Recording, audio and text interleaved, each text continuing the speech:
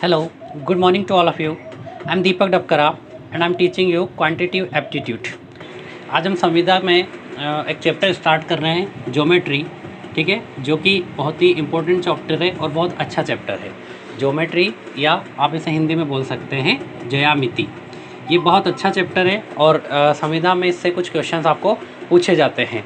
So start करते हैं। सबसे पहले बात करते हैं ज्यामिति होती क्या है, ठीक है। तो ऐसी सारी चीज़ें, ठीक है, जिसके अंदर आप गणित की सारी चीज़ों का इट मीन्स कैसे कैसे आकृतियाँ बनती है उन सब चीज़ों का अध्ययन करेंगे तो वो कहलाती है ज्यामिति। अब ज्यामिति के अंदर जो अपन को पढ़ना है, सबसे पहले इसके अंदर अपन बात करते हैं बिंदु की।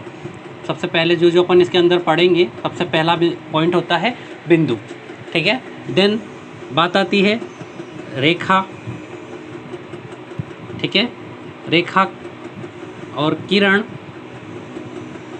देन रेखाखंड, रेखाखंड, ठीक है।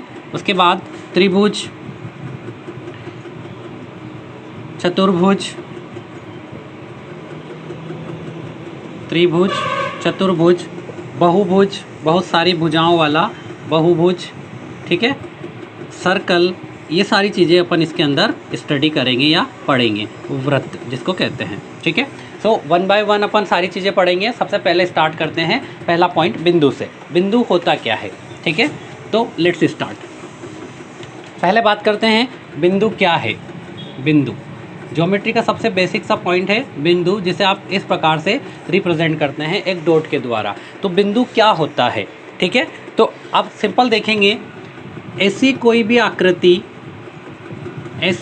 आकृति, ठीक है, ऐसी आकृति जिसकी कोई विमा न हो, जिसकी कोई विमा नहीं हो।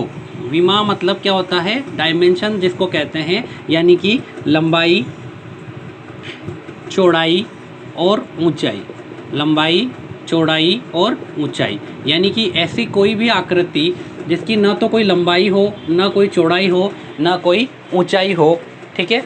और आप इसको बोल सकते हैं zero dimension figure, zero dimensional figure, ठीक है।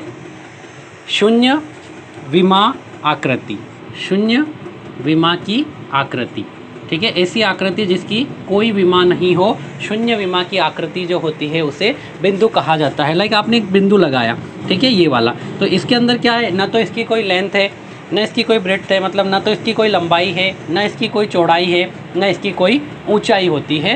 ये जस्ट एक बिंदु होता है, तो इसे कहा जाता है शून्य विमा की आकृति। ऐसी आकृति जिसकी कोई भी विमा नहीं होती है, ठीक है।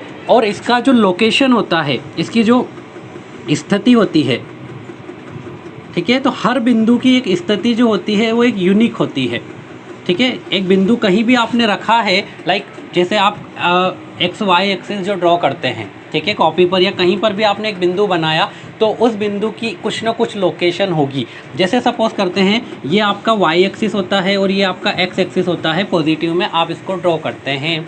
तो आपने कोई बिंदु यहाँ पर लगाया, तो इस बिंदु की जो पोजीशन है, स्थिति है, वो कुछ और होगी। अगर कोई बिंदु यहाँ लगाया तो इस बिंदु की पोजीशन, स्थिति कुछ और होगी। अगर कोई तीसरा बिंदु यहाँ लगा दिया तो इसकी स्थिति कुछ और हो जाती है, ठीक है। तो आप कह सकते हैं कि हर बिंदु की जो स्थिति है, पोजीशन है, वो क्या होती है, अलग होती है और यूनिक होती है, ठीक है। मतलब हर बिंदु की स्थिति, पोजीशन जो है वो क्या होती है, एक यूनिक पोजीशन होती है। मतलब उस बिंदु के ऊपर कुछ और नहीं आ सकता उस लोकेशन पर, अब जहाँ पर वो है। अगर कोई बिंदु यहाँ पर लगाया है तो लेट सपोज ये एक्स एक्सिस से 1 सेंटीमीटर की दूरी है और ये वाई से 3 सेंटीमीटर की दूरी है, तो इसकी पोजीशन क्या हो गई, 1 और 3। तो अब उस 1 और 3 पर कोई बिंदु होगा तो वो सेम बिंदु ही आ जाएगा। और अगर उसके आसपास कहीं भी कुछ नया बिंदु लगाएंगे तो उसकी जो स्थिति होगी वो इस बिंदु से कुछ अलग होगी। तो आप बोल सकते हैं कि हर बिंदु की स्थिति एक यूनिक स्थिति होती है। अब बिंदुओं को पोजीशन के आधार पर दो प्रकार से देखा जाता है, ठीक है, कि अगर बिंदु आसपास हो तो उनकी कैसे कैसी पोजीशन बनती है। स्थितियों के हिसाब से बिंदुओं को दो प्रकार से देखा जाता है, एक होता है संरेखीय बिंदु और एक होता है असंरेखीय बिंदु। संरेखीय बिंदु क्या होता है, जहाँ पर जो बिंदु हो एक समान रेखा में हो, ठीक है, ऐसे बिंदुओं का समूह जो एक समान रेखा में हो, ठीक है, ऐसे बिंदुओं का समूह जो एक ही रेखा में हो, जो एक रेखा में हो, वो क्या कहलाता है, संरेखीय, एक रेखा में हो, ठीक है। तो ऐसे बिंदुओं का समूह जो एक रेखा में हो, लाइक डेट, आपको ये बिंदु दिख रहे हैं अलग अलग, ये पॉइंट 1, ये 2, ये 3, ये 4, ये 5 और ये 6, ये 6 अलग अलग पॉइंट आपको दिख रहे हैं, बट आप इनको देखेंगे तो ये एक सेम रेखा में है, ये बिंदु जो है ये सब के सब एक रेखा में है। तो ऐसे बिंदुओं के समूह को कहा जाता है संरेखीय बिंदु, समान रेखा में। सेकंड होता है संरेखीय बिंदु, असंरेखीय बिंदु, जैसा कि नाम से समझ में आ रहा है कि ऐसे बिंदु जो समान रेखा में ना हो, समान रेखा में न हो, ऐसे बिंदुओं का समूह जो समान रेखा में न हो, उन्हें क्या कहा जाता है, तो उन्हें कहेंगे असंरेखीय बिंदु, लाइक डेट। ऐसे कोई बिंदु कहीं भी आप लगा देंगे, ठीक है, तो ये क्या है, समान रेखा में नहीं होंगे, तो इन्हें क्या कहेंगे, असंरेखीय बिंदु, ठीक है। अगला देखते हैं लाइन। अभी अपन ने पॉइंट डिस्कस किया, पॉइंट के बाद जो नेक्स्ट पोर्शन आता है वो होता है लाइन। सो बात करते हैं लाइन क्या होती है या रेखा क्या होती है। तो रेखा बिंदुओं का वह समूह होता है जिसमें केवल एक विमा या लंबाई होती है। जैसे आप बोल सकते हैं कि आपने बहुत सारे बिंदुओं को इस प्रकार से समूह बना दिया, ये केवल एक विमा मतलब केवल लंबाई है, तो यह आपकी क्या कहलाएगी, रेखा। या आप ऐसे बनाएंगे इस प्रकार से बिंदुओं का समूह जो एक ही दिशा में जा रहा हो, ये क्या कहलाता है, रेखा, ठीक है। तो रेखा को इस प्रकार से रिप्रेजेंट किया जाता है, ठीक है, इस, और जब भी कोई रेखा बनती है तो उसके दोनों तरफ एरो लगता है क्योंकि वो कभी भी ख़त्म नहीं होती, ठीक है। तो इसे कहा जाता है रेखा। रेखा के बाद नेक्स्ट पॉइंट आता है रेखाखंड। रेखाखंड, रेखा का एक खंड, ठीक है, मतलब अगर आप, जैसे आपकी ये रेखा है, इस रेखा को आप बीच में से कहीं पॉइंट से फिक्स कर दो, लाइक ए और बी, इस प्रकार से आप देख रहे हैं ए और बी पर आपने इसको काट दिया, या ए और बी पर आप देख रहे हैं, तो ए से बी जो है, ठीक है, ये कहलाता है आपका एक रेखाखंड, ठीक है। तो होप सो आपको रेखा और रेखाखंड में डिफरेंस समझ में आ गया होगा। रेखा क्या होती है, रेखा कभी भी एंड नहीं होती है, तो इसके जो एरो होते हैं दोनों तरफ होते हैं और इस प्रकार से रेखा को आप ड्रॉ करते हैं, ठीक है। बट जो रेखाखंड होता है, लाइन सेगमेंट जिसे कहते हैं, लाइन सेगमेंट, तो ये रेखा खंड जो होता है ये इस प्रकार से एक रेखा का एक छोटा सा टुकड़ा होता है, लाइक डेट, कि ये कोई रेखा थी आपकी, इस रेखा में से आपने इस ए और से बी बिंदु तक की दूरी को जो ले लिया, यह कहलाता है आपका रेखा खंड, और इसको रिप्रेजेंट इस प्रकार से किया जाता है। थर्ड पॉइंट है किरण। नेक्स्ट पॉइंट देखते हैं किरण में क्या होता है कि जैसे भी आपने देखा कि रेखा जो होती है वो दोनों तरफ से नॉन एंडेड होती है, मतलब कहीं भी ख़त्म नहीं होती है, तो और रेखाखंड जो था वो दोनों एंड पर ख़त्म हो जाता है। तो जो किरण होती है उसका एक स्टार्टिंग पॉइंट होता है और उसका एंड नहीं पता, तो इसको जो हमेशा रिप्रेजेंट करते हैं किरण ए बी, लाइक इस प्रकार से रिप्रेजेंट किया जाता है कि एक बिंदु से स्टार्ट हो रही है और जा कहाँ रही है, कहीं तक भी जा सकती है, तो इसे कहा जाता है किरण। होप सो आपको ये तीनों चीज़ें क्लियर हो गई होगी, लाइन, रेखा, किरण और रेखाखंड। आगे बात करते हैं रेखाओं के प्रकार। रेखाओं के प्रकार, रेखाएं जो है ये अलग अलग प्रकार की होती है, यानी कि कैसे कैसे दो तीन रेखाओं को आपस में मिलाकर आप उनको किन किन फॉर्म में या कैसे कैसे उनको किस नाम से उनको जाना जाता है, ठीक है। तो इसमें सबसे पहले देखते हैं प्रतिच्छेदी रेखाएं। प्रतिच्छेदी रेखाएं, ठीक है, प्रतिच्छेदी रेखाएं या इंटरसेक्टिंग लाइन, इंटरसेक्टिंग लाइन, दो रेखाएं जो या तो प्रतिच्छेद करेगी या इंटरसेक्ट करेगी, वो क्या होती है, ऐसी दो लाइनें जो एक दूसरे को कहीं किसी बिंदु पर काटती है, ठीक है। ऐसी रेखाएं जो दो या दो से अधिक ऐसी रेखाएं जो किसी बिंदु पर काटती है, तो ऐसी रेखाओं को क्या कहा जाता है, प्रतिच्छेदी रेखाएं, ठीक है। ऐसी दो रेखाएं या दो से अधिक रेखाएं जो किसी एक बिंदु पर काटती है वो क्या कहलाती है, प्रतिच्छेदी रेखाएं, ठीक है। सेकंड होता है बिंदुगामी रेखाएं। बिंदुगामी रेखाएं, बिंदुगामी रेखाएं ऐसी रेखाएं जो एक बिंदु से पास होती है, लाइक दैट, ठीक है। एक बिंदु से पास होने वाली जितनी भी रेखाएं होती है इन सबको क्या कहा जाता है, बिंदुगामी रेखाएं, ये सारी रेखाएं क्या हो जाएगी, बिंदुगामी रेखाएं कहते हैं, या इन्हें कहा जाता है कॉनकरेंट लाइन, कॉनकरेंट लाइंस। तो बिंदुगामी रेखाएं जो एक ही बिंदु से अगर दो या दो से अधिक रेखाएं पास होती है तो उन्हें बिंदुगामी रेखाएं कहते हैं, और अगर एक बिंदु पर दो लाइनें एक दूसरे को क्रॉस करती है तो उन्हें इंटरसेक्टिंग लाइन कहा जाता है। नेक्स्ट देखते हैं, नेक्स्ट लाइन होती है अर्धक, अर्धक या इसे कहते हैं बाइसेक्टर। ऐसी कोई भी लाइन जो किसी दूसरी लाइन को दो बराबर भागों में विभाजित करती है। जैसे आपके पास कोई ये लाइन थी ए बी, ठीक है, एक तीसरी लाइन आई इस प्रकार से, इसने इसको दो बराबर भागों में विभाजित कर दिया, ठीक है। एक कोई लाइन थी सी डी जिसने इसको दो बराबर इक्वल भाग में विभाजित कर दिया, तो ऐसी लाइन को कहा जाता है बाइसेक्टर या अर्धक लाइन, जो किसी दी गई लाइन को दो समान भागों में विभाजित करती हो, ठीक है। क्या करती है, दो समान भागों में विभाजित करती हो, तो उस लाइन को क्या कहा जाता है, अर्धक या बाइसेक्टर, ठीक है। सेकंड प्रकार होता है लंब रेखा, लंब रेखा, ठीक है। लंब रेखा या इसे परपेंडिकुलर लाइन भी कहा जाता है, परपेंडिकुलर लाइन। ऐसी लाइन जो किसी दूसरे लाइन के साथ 90 डिग्री का कोण बनाती है, ठीक है। इस प्रकार से ऐसी लाइन जो किसी दूसरी लाइन के साथ 90 डिग्री का कोण बनाती हो उसे क्या कहा जाता है, परपेंडिकुलर लाइन, ठीक है। यहाँ पर ए बी के ऊपर लाइक ये लाइन जो है सी डी, आप इसे लिख सकते हैं सी डी जो है वो परपेंडिकुलर है ए बी पर, ठीक है। सी डी जो है वो लंब रेखा है किसकी, ए बी की, ठीक है। तो अर्धक जो होता है बाइसेक्टर वो इस लाइन को दो समान भागों में विभाजित करता है, और जो लंब रेखा होती है ये कहीं भी हो सकती है, ज़रूरी नहीं कि ये इसको दो बराबर भागों में विभाजित करे। लाइक अगर आपकी ये रेखा है ए और बी तो लंब रेखा यहाँ भी बन सकती है इस प्रकार से, ठीक है। तो लंब रेखा जो होती है परपेंडिकुलर ये विभाजित नहीं करता है दोनों इक्वल पार्ट में, और जो अर्धक होता है बाइसेक्टर होता है वो इसको दोनों इक्वल पार्ट में विभाजित करता है। क्लियर है। अब अगर इन दोनों को मिला लिया जाए, ठीक है, परपेंडिकुलर और बाइसेक्टर, ठीक है, तो ये बनता है perpendicular bisector, perpendicular bisector,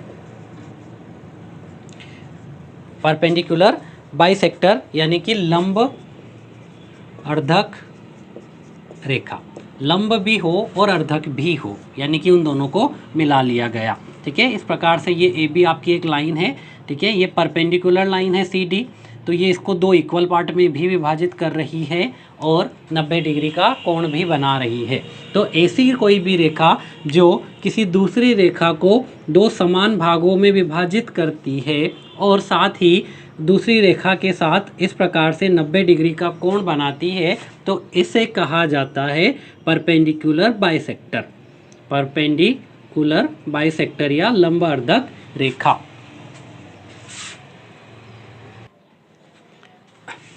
next देखते हैं पैरेलल लाइंस, पैरेलल लाइंस या समांतर रेखाएं, समांतर रेखाएं। समांतर रेखाएं क्या होती है, इस प्रकार से कोई भी दो रेखाएं हो जिनके बीच की दूरी जो है वो कांस्टेंट हो या इक्वल हो, ठीक है। अगर ये दूरी यहाँ पर d है तो यहाँ पर भी d होनी चाहिए, यहाँ पर भी d होनी चाहिए। तो दो ऐसी रेखाएं जो पहली बात सेम प्लेन में हो, क्या हो, एक ही तल में हो, दो ऐसी रेखाएं जो एक ही तल में हो, ठीक है। दूसरी बात उनके बीच की दूरी, उनके बीच की दूरी हर जगह बराबर हो, दूरी क्या है, बराबर हो। तो इस प्रकार की रेखाओं को जो है क्या कहा जाता है, इन्हें कहा जाता है परपेंडिकुलर या समांतर या पैरेलल लाइंस। तो आप इसे लिखेंगे ए बी पैरेलल है सी डी के, ये इसका सिंबल होता है, ठीक है। ए बी पैरेलल है सी डी के। इनके बीच में एक बात होती है कि जो पैरेलल लाइंस होती है, जो समांतर रेखाएं होती है, उनके बीच की दूरी तो बराबर होती है, इनका कभी भी कोई कॉमन पॉइंट नहीं आएगा। मतलब सिंपल सी बात है कि ये दोनों कभी भी एक दूसरे को क्रॉस नहीं करती है। तो जो पैरेलल लाइंस होती है, समांतर रेखाएं होती है, वे कभी एक दूसरे को नहीं काटती, हमेशा उनके बीच की जो दूरी होती है वो इक्वल होती है। पैरेलल लाइन के बाद एक और प्रकार की जो रेखा होती है उसे कहा जाता है ट्रांसवर्सल लाइन, ट्रांसवर्सल या तिर्यक रेखा। मान लो आपके पास दो लाइन है इस प्रकार से A B and C D, तो एक कोई तीसरी रेखा है इस प्रकार से, इसको आप नाम दे देते हैं ई और एफ। तो ये क्या कर रही है, इसको दोनों रेखाओं को किसी न किसी बिंदु पर प्रतिच्छेद करती है। तो ऐसी रेखा जो दो समांतर रेखाओं को प्रतिच्छेद करे उस रेखा को क्या कहा जाता है, तिर्यक रेखा। तो यहाँ पर ई एफ जो है, ई एफ एक तिर्यक रेखा है, एक तिर्यक रेखा है, तिर्यक रेखा होगी। तो तिर्यक रेखा कौन सी लाइन को कहा जाता है, ऐसी लाइन जो दो पैरेलल लाइंस को किसी एंगल पर काटती है उस रेखा को कहा जाता है तिर्यक रेखा। रेखाओं के आगे देखते हैं कोण, एंगल। एंगल कैसे कैसे होते हैं, कितने प्रकार के कोण होते हैं, कैसे बनते हैं, सारी चीज़ें अपन वन बाय वन डिस्कस करते हैं। तो कोण होता क्या है, सबसे पहले जब दो रेखाओं को इस प्रकार से मिलाया जाता है तो इनके बीच में ये जो रिप्रेजेंट होता है इसे कहा जाता है एक एंगल, थीटा। थीटा को, एंगल को थीटा से रिप्रेजेंट किया जाता है, ठीक है। एंगल के प्रकार की बात करते हैं, कोण के प्रकार। तो सबसे पहले थीटा के आधार पर जो है कोण 5 प्रकार के होते हैं। सबसे पहला कोण जो है ये होता है न्यून कोण, न्यून कोण, ठीक है। सेकंड होता है समकोण, समकोण। थर्ड वन इज अधिक कोण, अधिक कोण। नेक्स्ट होता है ऋजु कोण, ठीक है। न्यून कोण, समकोण, अधिक कोण, ऋजु कोण, या इसे सरल रेखा का कोण भी कहते हैं। ऋजु कोण या सरल रेखा पर बनने वाला कोण, सरल रेखा का कोण, ऋजु कोण या सरल रेखा का कोण भी इसे कहा जाता है। और एक और होता है वृद्ध कोण, वृद्ध कोण। अब ये सारे क्या होते हैं ये अपन वन बाय वन डिस्कस करते हैं। ये एंगल के प्रकार है, अपन ने देखा न्यून कोण मतलब एक्यूट एंगल, ठीक है। एक्यूट एंगल, इंग्लिश मीडियम वालों के लिए भी मैं नाम लिख देता हूँ, एक्यूट एंगल। समकोण राइट एंगल, अधिक कोण ऑब्ट्यूस एंगल, ऋजु कोण या सरल रेखा को कहते हैं स्ट्रेट एंगल, स्ट्रेट एंगल सीधी रेखा में बनने वाला कोण। और जो वृद्ध कोण होता है इसे कहते हैं रिफ्लेक्स एंगल, रिफ्लेक्स एंगल, ठीक है। ये सब होते क्या है ये अपन वन बाय वन डिस्कस करते हैं, ठीक है। सबसे पहले बात करते हैं न्यून कोण की। न्यून कोण क्या होता है, न्यून कोण या एक्यूट एंगल, ठीक है। तो ऐसा कोण, ऐसा कोण जिसकी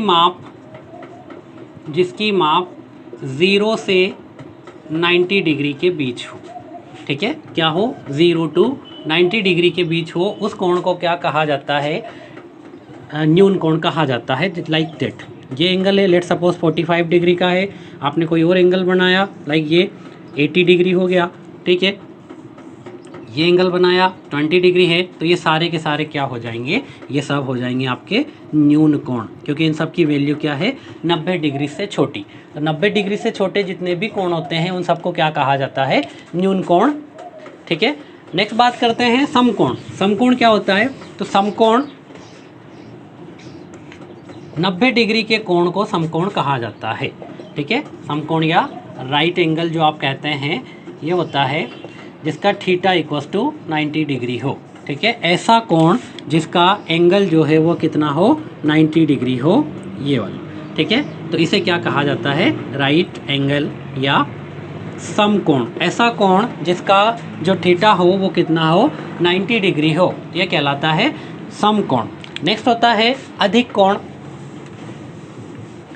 अधिक कोण, अधिक कोण में आपका जो थीटा है, कोण की या डिग्री, कोण की जो वैल्यू होगी वो 90 डिग्री से बड़ा और 180 डिग्री से छोटा होना चाहिए, ठीक है। 90 डिग्री से बड़ा और 180 डिग्री से छोटा कोण हो, या आप ऐसा बोल सकते हैं कि ऐसा कोण जिसकी माप 90 डिग्री से लेकर 180 डिग्री तक हो उसे क्या कहते हैं, अधिक कोण कहते हैं, लाइक दैट। ये कोई भी एक एग्जांपल ले लेते हैं, 110 डिग्री, ठीक है।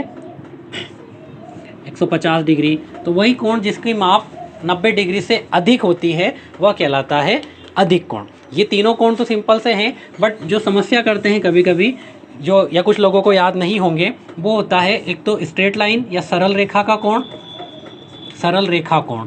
सरल रेखा कोण है कुछ नहीं एक्चुअली, जो 180 डिग्री का कोण होता है इस प्रकार से, 180 डिग्री वाले कोण, इसे ही कहा जाता है सरल रेखा का कोण। ठीक है, मान लो ये कोई बिंदु था तो यहाँ से इन दोनों रेखाओं को मिलाया तो इस प्रकार से एक सरल रेखा बन गई। तो जो सरल रेखा में बनने वाला कोण है यही क्या कहलाता है, सरल रेखीय कोण। ठीक है, और इसे रिजु कोण के नाम से भी जाना जाता है, रिजु कोण। ठीक है, एक और अपन ने देखा था लास्ट, जिसे कहते हैं वृद्ध कोण, रिफ्लेक्स एंगल। वृद्ध कोण या रिफ्लेक्स एंगल, ये क्या होता है? रिफ्लेक्स एंगल सिंपल सा ऐसा एंगल है जिसकी माप 180 से 360 डिग्री के बीच होती है। थीटा जो है वो कितना होना चाहिए, 180 से बड़ा होना चाहिए और 360 डिग्री से छोटा होगा, तो वो सब आपका क्या कहलाता है, वो रिफ्लेक्स एंगल या वृद्ध कोण कहलाता है। जैसे एक एग्जांपल देखते हैं, ये वाला। अब आपको पता है ये छोटा एंगल अगर 90 डिग्री है तो ये तो समकोण हो गया। ठीक है, पर ये जो बड़ा कोण बन रहा है, ठीक है, ये वाला, ठीक है, लेट सपोर्ट ये एंगल बन रहा है 270 डिग्री का। ठीक है, तो ये जो एंगल है ये कहलाता है आपका रिफ्लेक्स एंगल या वृद्ध कोण, रिफ्लेक्स एंगल या वृद्ध कोण। ठीक है, तो इस प्रकार से सारे प्रकार के एंगल को आप समझ सकते हैं, देख सकते हैं। एंगल बताकर आप बता सकते हैं कि एंगल के प्रकार क्या क्या होते हैं। ठीक है, आज की क्लास में इतना ही रखते हैं। नेक्स्ट क्लास में अपन और भी एंगल बाइसेक्टर क्या होता है, देन जितनी भी छोटी छोटी बेसिक सी चीज़ें, सारी चीज़ें डिस्कस करेंगे। देन ट्रायंगल के ऊपर बात करेंगे और कोण के किस किस कौन कौन से प्रकार होते हैं वो सब बातें के लिए डिस्कस करेंगे। तब तक के लिए जुड़े रहिए।